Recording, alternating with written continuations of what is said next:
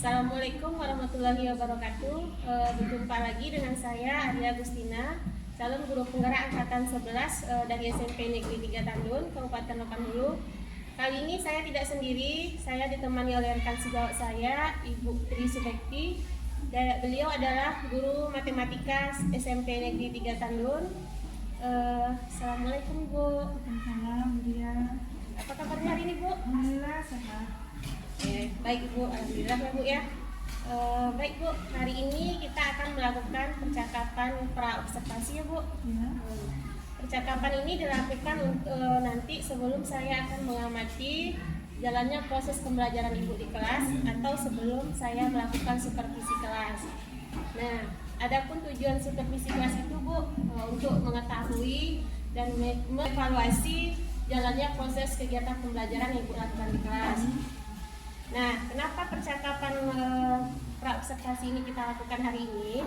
Itu untuk supaya sebagai persiapan awal Ibu sebelum Ibu masuk ke dalam kelas, supaya Ibu lebih siap, lebih percaya diri, sehingga kita bisa memberikan pembelajaran yang terbaik kepada anak didik kita ya. Oke.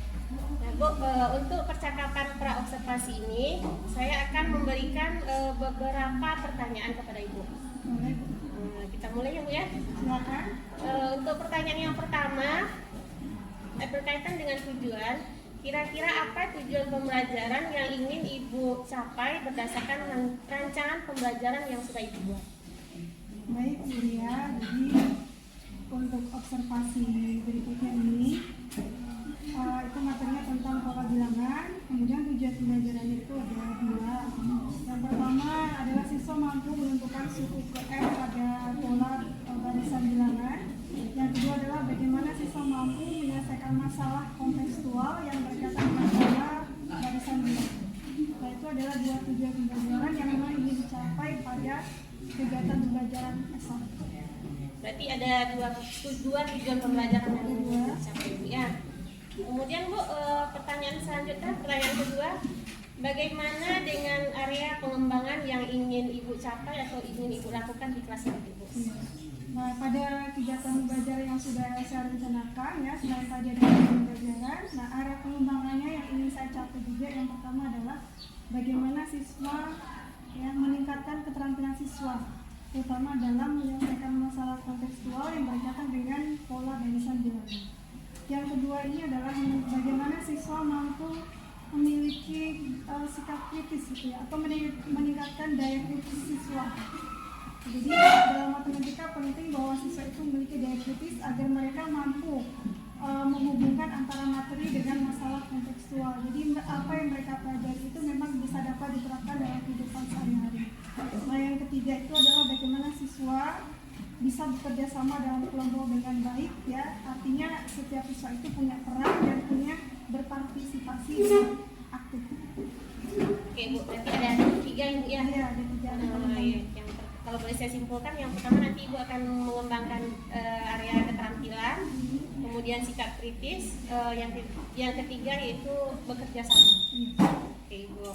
Nah Ibu, pertanyaan selanjutnya Ibu, saya ingin mendengar nih Bu, bagaimana rancangan pembelajaran yang ingin Ibu terapkan di dalam kelas, mungkin dari segi strategi pembelajarannya seperti model pembelajaran atau metode pembelajaran gitu Bu. Iya, ya, saya sendiri sudah menyiapkan rancangan pembelajaran ya. Untuk strateginya saya gunakan pendekatan kooperatif, kemudian modelnya menggunakan problem based learning. Nah, jadi diharapkan dengan model tadi memang mampu meningkatkan area pengembangan yang memang saya targetkan tadi ya, ada keterampilan siswa dalam menyelesaikan masalah, kemudian daya kritis siswa gitu. Kemudian untuk metodenya seperti biasa itu digunakan diskusi kelompok ya, agar mereka bisa bekerja sama dengan baik. Nah, kemudian tujuan-tujuan tadi juga bisa tercapai. Oke Ibu, jadi nanti Ibu akan menggunakan cooperative learning, PBL sama diskusi kelompok ya Bu ya. Ini untuk metodenya Ibu ya. Kemudian kira-kira nih Bu, untuk media pembelajarannya Ibu kira menggunakan media apa nanti pasti? Oke, untuk media pembelajaran itu yang pertama ada LKPD. Jadi dalam LKPD sudah terstruktur nanti sesuai dengan sintaks problem based learning. Jadi diharapkan dengan LKPD nanti siswa mampu menyusun daya kritisnya, kemudian juga mampu meningkatkan keterampilan siswa tadi melalui SAPD. Kemudian untuk media lainnya adalah digunakan PPT menggunakan Canva, jadi agar materi yang abstrak tadi bisa tervisualisasi sehingga menjadi konkret dan siswa juga lebih paham. Oke Bu, jadi nanti Ibu akan menggunakan KPD, kemudian akan menampilkan PPT seperti itu ya. Oke Ibu, kira-kira Bu, kapan nih Ibu nanti akan melakukan kegiatan pembelajaran tersebut Bu? Nah, untuk kegiatan pembelajaran ini akan dilaksanakan pada hari Sabtu jam ke-1 dan ke-2 setelah literasi. Berarti hari Sabtu ya Bu ya? Jam 1 dan jam 1 2 gitu ya Bu ya? Jam pelajaran. Jam pelajaran jam 1 ke 2. Baik Bu, nanti pada hari Sabtu saya akan datang ke kelas Ibu. Saya akan melakukan supervisi kelas. Nanti saya akan mengamati Ibu. Kemudian saya juga nanti akan mencatat hal-hal yang saya dapatkan di kelas. Boleh. Nanti setelah itu Bu, setelah Ibu observasi nanti saya akan melakukan lagi, kita akan melakukan percakapan lagi Bu, yang disebut dengan percakapan pasca observasi. Oke Bu, sebelum kita akhiri nih Bu ya, kira-kira apa yang Ibu dapatkan dari percakapan kita hari ini? Ya, dari percakapan kita hari ini Bu Ria, ya pertama ya, saya jadi paham ya perlunya kita membuat perencanaan dalam pembelajaran, tentunya lebih spesifik agar tentunya nanti target dan hasil yang kita capai juga bisa lebih baik. Kemudian yang kedua adalah perlunya juga menyiapkan ya selain rancangan tadi media-media yang sesuai dengan kebutuhan siswa. Berarti Ibu sudah membuat rencana pembelajaran, kemudian sudah membuat media pembelajaran. Oke Putri, terima kasih atas waktunya. Sudah mau berbincang dengan saya hari ini di percakapan pra-observasi. Sampai jumpa nanti lagi kita di kegiatan observasi di kelas ya Bu ya. Bu, saya tunggu di kelas. Terima kasih Bu. Sama-sama kuliah. Baiklah, demikian percakapan pra-observasi kita hari ini. Sampai jumpa nanti di kegiatan supervisi kelas. Terima kasih. Assalamualaikum warahmatullahi wabarakatuh. Waalaikumsalam warahmatullahi wabarakatuh. Baik, anak-anak Ibu, apa kabarnya hari ini? Baik, Bu. Semoga kita sehat dan bahagia dan semangat untuk belajar hari ini ya. Nah, pagi setelah literasi tadi kita belajar matematika. Setelah kemarin 1 minggu kita sudah melaksanakan kegiatan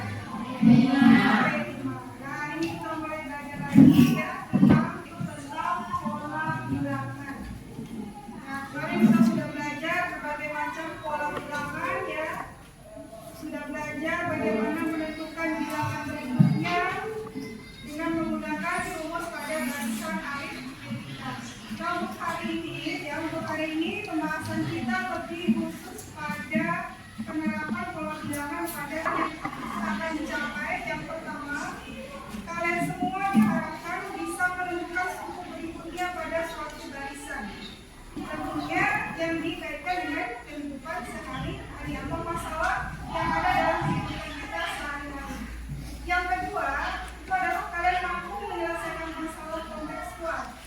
Kontekstual berarti masalah yang ada dalam kehidupan kita diselesaikan dengan cara atau materi yang sudah kita pelajari, terutama materi pola bilangan. Ya, itu ada 2 tujuan sebenarnya itu. Nah, kemudian kita ingat-ingat lagi karena seminggu kemarin kalian sudah P5, kita ingat-ingat lagi materi yang sudah dipelajari kemarin. Pada barisan aritmetika ya, pada barisan aritmetika.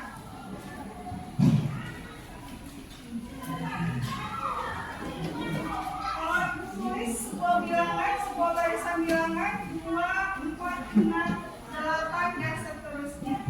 Nah, contoh yang mana yang namanya suku pertama?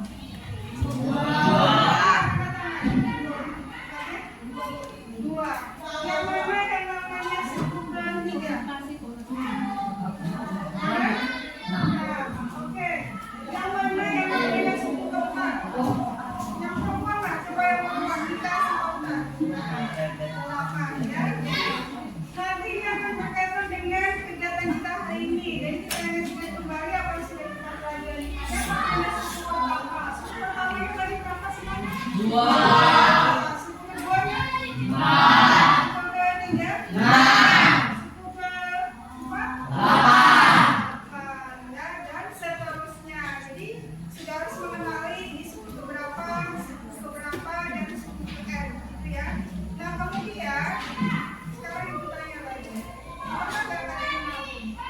Oke,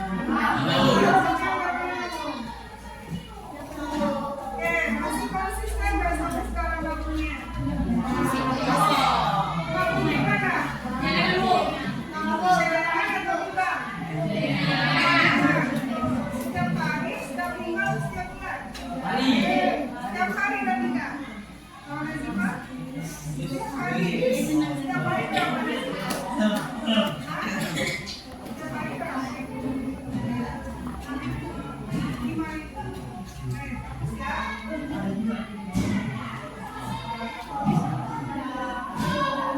Nah, ini dia ya, 60. Kelihatannya sih receh ya kan, uang logam sekarang. Siapa yang mau dikasih uang logam sekarang? Ada nggak yang masih mau dikasih uang logam sekarang? Masih mau? Ya, biasanya kalau dikasih uang logam pasti kita menolak ya, sebagian itu menolak. Kalau misalnya kalian di warung, nggak ada kembalian, ditawari mau uang logam atau permen, biasanya lebih milih permen, gitu kan? Nah, memang kelihatannya receh ya, uang logam. Tapi kalau kita kumpulkan setiap hari, lama-lama kan jadi banyak. Oke. Nah, ini dia. Nah, ini kalau menabung harian pelajar. Ini menabung setiap hari ya selama 30 hari. Nanti akan kita bahas ya. Oke. Nah, jadi sebenarnya ya kegiatan pola bilangan ini sudah banyak kita temui atau kita temui dalam kehidupan kita sehari-hari ya, secara sadar atau tidak sadar. Nah, kemudian pada hari ini kita akan belajar tentang model problem based learning atau pembelajaran berbasis masalah. Jadi nanti kalian akan bekerja secara kelompok ya, sekarang bentuknya sudah berkelompok, akan bekerja secara kelompok, kemudian diberikan satu masalah. Ya, satu masalah. Nah, dari satu masalah yang ada dalam kehidupan kita. Kemudian satu masalah tadi akan kalian diskusikan. Nah, nanti kalian akan menemukan bagaimana menentukan misalnya suku berikutnya atau menentukan bagaimana jumlah keseluruhan dari yang ada di dalam masalah tersebut. Ya. Jadi karena kalian bekerja dalam kelompok, maka penilaiannya ya, untuk penilaiannya pertama nanti di akhir itu ada ya hasilnya. Di akhir nanti ada kuis atau tugas ya, tugas mandiri yang akhirnya dikerjakan secara pribadi atau masing-masing. Yang kedua itu menilai sikap kalian selama bekerja dalam kelompok. Apa yang dinilai? Yang pertama adalah kerjasama. Apa yang pertama? Kerjasama. Yang kedua adalah tanggung jawab. Nah, agar bisa bertanggung jawab dan bisa bekerja sama dengan baik, nanti dalam kelompok tolong ditentukan ya, dibagi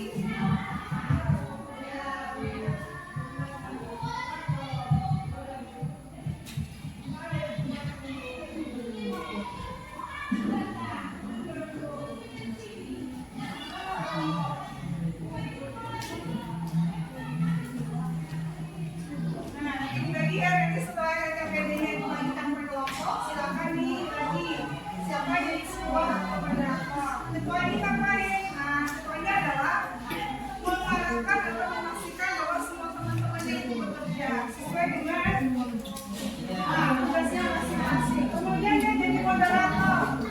Apa maksudnya moderator? Nah, perhatikan dulu ya yang di belakang sana. Perhatikan dulu ya. Nah, apa itu moderator? Jadi kalau ada teman yang tidak melaksanakan tugas, dia yang akan apa? Nah, dia akan memastikan teman tadi bertugas sesuai tugasnya masing-masing. Peneliti, nah jadi siapa boleh dibidangkan sebagai penyaji. Nah, nanti kan ini ada kita setelah diskusi kan ada presentasi. Berarti penyaji ini akan menyajikan di depan teman kalian masing-masing. Penulis, nah berarti setelah diskusi tadi kan mengisi LKPD. Berarti yang penulis ini adalah yang akan mengisi LKPD. Jadi menyalin hasil diskusi ke dalam LKPD masing-masing. Nanti dibagi masing-masing, semuanya dapat tugas ya. Semuanya dapat tugas. Jadi ada yang berempat, ya ada yang berlima, ada yang berenam, mungkin 5 ya paling banyak. Oke. Nah nanti semuanya dapat tugas masing-masing. Kalau ada yang tidak menegur, ya. Untuk menegur. Siap? Sudah jelas? Oke.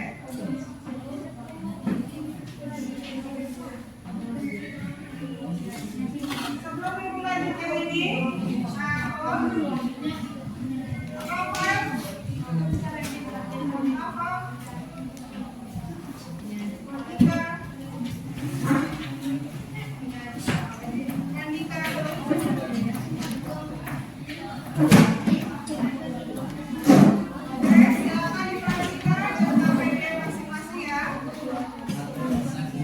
sebelum diskusi, coba perhatikan dulu sebelum diskusi. Ya, semuanya perhatikan ke sini dulu. Semuanya perhatikan dulu, tidak ada yang diskusi dulu.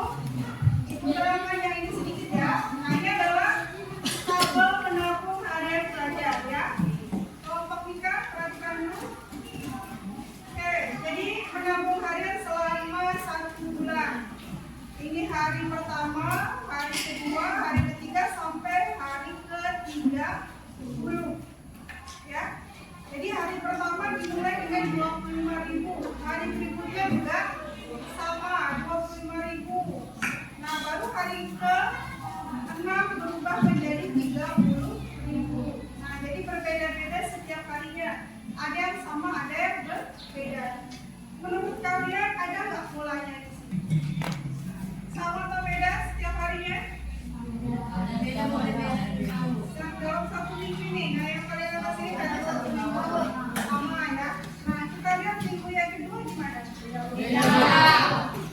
Bedanya gimana? Nah, bertambah berapa kalian?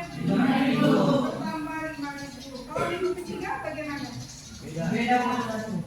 Berbeda pada hari pertama di minggu tersebut. Bedanya berapa? 5.000 juga ternyata. Nah, minggu keempat bagaimana? Sama. Minggu kelima? Hari pertama, hari kedua di minggu tersebut. Bedanya berapa? 5.000. Jadi ternyata bedanya 5.000. Oke. Nah, ini adalah gambar atau foto di suatu gedung. Ya, ada yang sudah pernah datang ke gedung yang seperti ini? Belum ya. Ini biasanya pada gedung pertunjukan atau teater ya, atau gedung-gedung pertemuan. Kalau kalian lihat susunan bangkunya bagaimana? Nah, jadi kita fokuskan ke susunan bangkunya bagaimana? Sama nggak dari depan ke belakang? Sama. Jumlahnya sama nggak dari depan ke belakang? Kelihatan dari sana mana susunan bangkunya? Bagian depan sih mana bagian depan dibanding bagian belakang? Apakah sama jumlahnya? Beda ya. Lebih banyak yang mana? Yang depan atau yang belakang? Belakang. Oke. Nah, ini pada stadion olahraga. Nah, pada stadion olahraga karena dia berbentuk lingkaran ya, maka susunan bangkunya juga melingkar. Sama dengan ini ya, kalau kita perhatikan di bagian belakang itu akan lebih banyak dibandingkan bagian depan. Nah, bagian depan ini sama dengan pada bilangan, maka disebut sebagai apa? Kalau pada barisan kursi paling depan, kalau pada barisan bilangan paling depan disebut apa? Jangan berapa? Yang lain? Suku pertama. Jadi barisan paling depan ini kita sebut suku pertama. Barisan kedua disebut apa? Yang kedua. Jadi dalam kata medianya ditulis ya. Ketuanya siapa ditulis, penelitinya siapa, sampai penulisnya siapa. Ya. Silakan waktu menentukan tugas masing-masing hanya 2 menit. Iya, nanti mempresentasikan dari bahasa. Iya. Silakan waktunya 2 menit untuk menentukan tugas masing-masing. Tahap pertama. Iya, ini boleh buat. Penyanyi dan yang mempresentasikan di depan.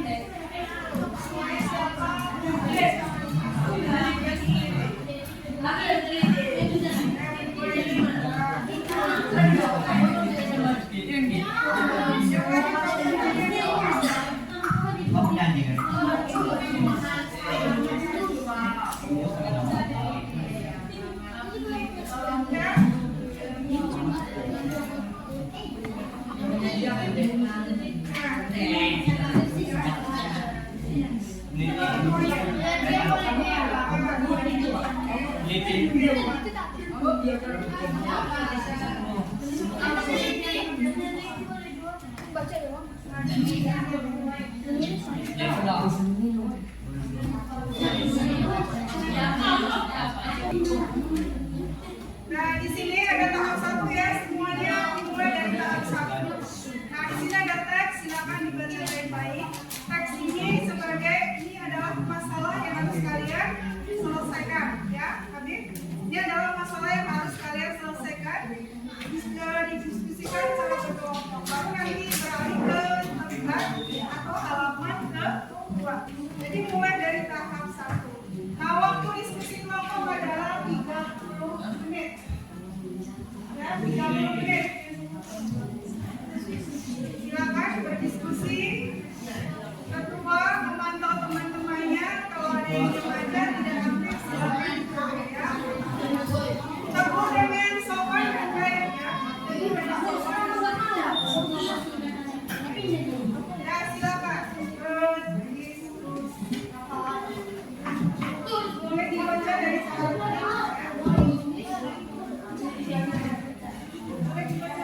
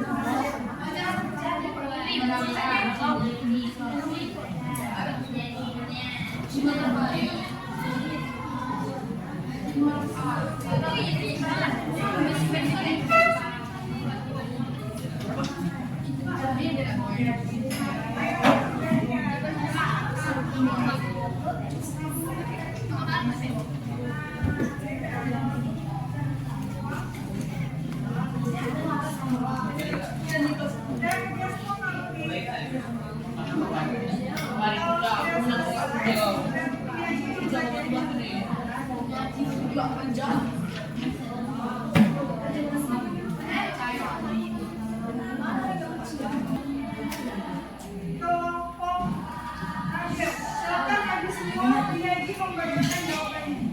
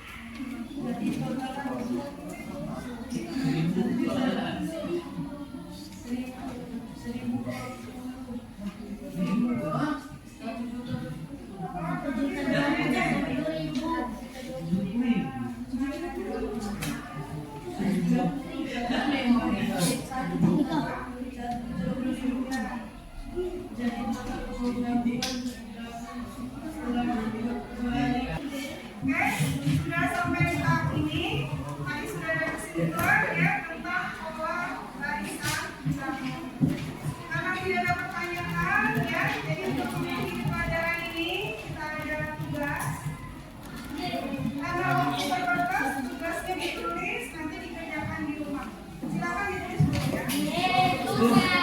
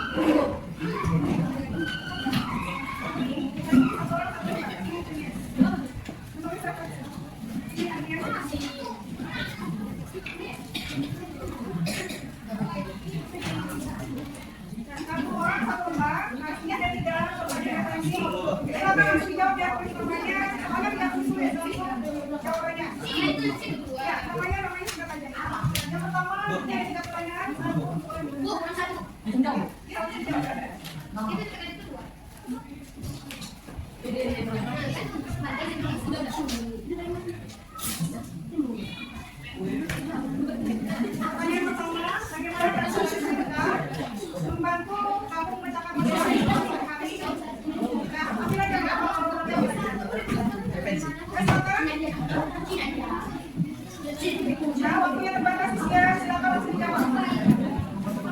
Langsung dijawab soalnya tidak perlu ditulis ya.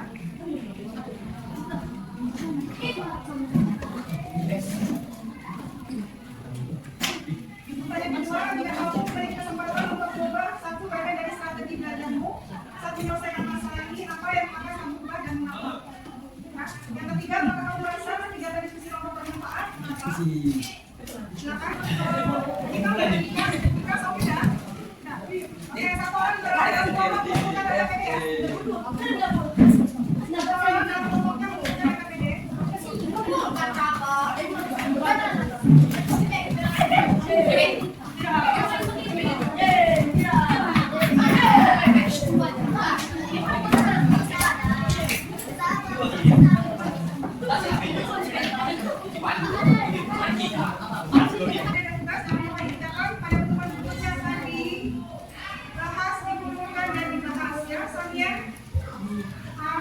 Sampai di sini ucapkan assalamualaikum warahmatullahi wabarakatuh. Waalaikumsalam warahmatullahi wabarakatuh. Selamat pagi semuanya.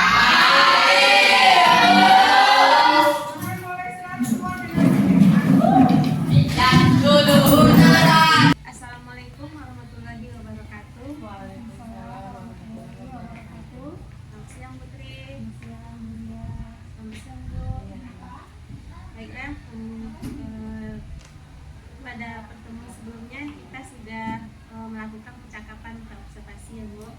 Kemudian kita juga sudah melakukan kegiatan observasi di dalam kelas. Nah, pada hari ini saya mau melakukan kegiatan percakapan pasca observasi dengan Ibu. Nanti pada kegiatan ini saya akan mengajukan beberapa pertanyaan tentang kegiatan pembelajaran yang sudah Ibu lakukan di dalam kelas. Oke, pertanyaan yang pertama ya Bu, jika boleh saya bertanya kembali, apa tujuan pembelajaran yang ingin Ibu capai dalam proses KBM yang sudah kita observasi kemarin? Baik ya, jadi pada saat observasi kemarin ada dua tujuan pembelajaran yang ingin dicapai pada saat itu. Jadi dengan menggunakan pendekatan problem solving, yang pertama itu ada bagaimana siswa mampu menentukan suku berikutnya pada barisan aritmetika. Yang kedua adalah siswa mampu menerapkan konsep barisan aritmetika dalam menyelesaikan masalah sehari-hari. Itu dua tujuan pembelajaran yang ingin dicapai pada saat observasi kemarin. Oke, kalau boleh saya ulang ya Bu, ada dua tujuan yang ingin dicapai. Yang pertama yaitu menentukan suku selanjutnya dari suatu barisan bilangan. Yang kedua, menyelesaikan masalah kontekstual yang berkaitan dengan pola barisan bilangan dengan tepat. Gitu. Nah, selanjutnya Bu, hal-hal apa yang Ibu ingin kembangkan dalam proses pembelajaran yang sudah Ibu lakukan? Ada beberapa hal yang ingin saya kembangkan pada saat pembelajaran tersebut. Yang pertama adalah keterlibatan siswa. Jadi bagaimana siswa bisa berperan aktif dalam pembelajaran, tidak hanya diam, apalagi kemarin waktu pembelajaran itu disetting dalam diskusi kelompok. Jadi dalam diskusi kelompok bagaimana siswa bisa aktif gitu ya, tidak hanya diam saja. Nah, kemudian itu yang pertama, keterlibatan. Yang kedua ini adalah bagaimana pembelajaran tadi mampu meningkatkan kemampuan berpikir kritis siswa. Nah, jadi kan matematika itu memang konsep-konsep itu. Jadi bagaimana siswa mampu menghubungkan konsep-konsep tadi dengan masalah-masalah yang ada di dalam dunia nyata, kemudian mampu mengubah masalah tadi dalam kalimat matematika kembali. Oke. Jadi yang ingin Ibu kembangkan, kalau boleh saya ulang ya Bu, yang pertama yaitu keterlibatan siswa dalam pembelajaran. Yang kedua, ini mengembangkan kemampuan siswa dalam berpikir kritis. Oke. Nah, menurut Ibu, hal-hal apa yang sudah baik pada diri Ibu terkait proses pembelajaran yang sudah Ibu lakukan? Dari hasil refleksi saya, kemudian observasi selama saya mengajar, ya pertama sudah bisa ada kondisi kelas sudah kondusif gitu ya, karena juga sudah menyadari apakah dia mampu atau tidak, ya terbukti dengan mungkin ketika mereka tidak paham mereka aktif bertanya gitu kan. Yang kedua adalah bagaimana siswa ini memang belum sepenuhnya tercapai gitu ya, tapi dalam pembelajaran siswa sudah mampu terlibat cukup aktif gitu ya. Jadi kemarin kan saya desain, jadi setiap dalam kelompok itu ada beberapa peran, ada sebagai peneliti gitu kan, ada sebagai penulis. Memang beberapa anak sudah mampu melakukan tugas tersebut dengan baik, tapi memang sebagian ada yang belum gitu. Itu mungkin jadi evaluasi saya bagi untuk pembelajaran berikutnya. Oke. Jadi kondisi kelas sudah terkendalikan gitu ya Bu, sudah kondusif ya Bu. Kemudian anak sudah mulai terlibat aktif dan sudah bisa memainkan perannya masing-masing ya Bu ya. Kemudian apakah menurut Ibu seluruh tujuan pembelajaran yang Ibu rencanakan sudah tercapai? Ya, dari dua tujuan pembelajaran tadi, Ria ya, saya evaluasi kembali, refleksi kembali, mungkin sebagian besar sudah tercapai gitu ya. Memang ada beberapa, kalau kita lihat gitu ya, dari 30 siswa tadi, mungkin ada beberapa anak yang belum mencapai. Mungkin ini kembali kepada pemahaman mereka gitu kan. Nah, di sini mungkin kedepannya gitu. Mungkin saya mungkin saya perlu memberikan bantuan mungkin lebih banyak kepada siswa-siswa yang memang kurang paham dalam hal tersebut. Oke, berarti alhamdulillah sudah tercapai Ya, gitu ya Bu ya. sudah tercapai sebagian besar. Sebagian besar. Oke. Nah, tadi Ibu kan sudah membahas tentang hal-hal yang menurut Ibu sudah baik gitu kan bukan dalam melaksanakan kegiatan proses pembelajaran. Sekarang menurut Ibu hal apa yang masih perlu diperbaiki? Menurut saya hal yang mungkin perlu diperbaiki adalah kembali lagi gitu ya, tadi kan area yang dikembangkan tadi kan adalah keterlibatan siswa gitu. Walaupun tadi sudah dibagi peran, memang ada beberapa siswa yang tidak berperan sesuai tugasnya gitu ya. Itu mungkin perlu adanya memberi semangat atau mungkin kita mendekati secara personal agar lebih tahu sebenarnya ada kendala-kendala apa yang mereka hadapi gitu ya. Ini pertama keterlibatan tadi ya. Yang kedua adalah bagaimana kedepannya gitu saya bisa menyiapkan berbagai metode atau mungkin berbagai media gitu kan yang bisa sesuai dengan yang bisa menggambarkan atau memvisualisasikan konsep-konsep matematika dengan baik. Misalnya seperti kemarin gitu, misalnya saya menggunakan animasi gitu ya, jadi mungkin lebih visualnya, jadi konsep-konsep tadi bisa tervisualisasikan dengan baik. Kalau boleh saya ulang ya Bu, nanti yang akan Ibu perbaiki itu memberikan semangat lebih lagi kepada siswa ya Bu ya. Kemudian seperti dengan menggunakan pendekatan personal salah satu caranya Bu. Kemudian Ibu akan menggunakan lagi media yang berbeda gitu ya, atau berbagai media dalam pembelajaran. Baik Bu. dari identifikasi yang sudah Ibu lakukan tadi untuk mengembangkan proses pembelajaran, kira-kira langkah apa yang akan Ibu lakukan untuk menghadapi tantangan atau apa tadi yang akan Ibu perbaiki tadi? Pertama mungkin seperti ini ya Bu ya, saya perlu memetakan kebutuhan belajar anak gitu kan. Pasti mereka punya kebutuhan belajar berbeda-beda gitu kan. Jadi ketika sudah dipetakan nanti maka dianalisis gitu kan. Nah maka di sini perlu ada dari saya gitu kan Bu ya, konsep-konsep berdiferensiasi dalam pembelajaran gitu. Bisa secara proses, konten maupun produk gitu ya. Jadi mereka kebutuhan mereka lebih terpenuhi gitu. Jadi mereka lebih semangat dan aktif dalam belajar gitu.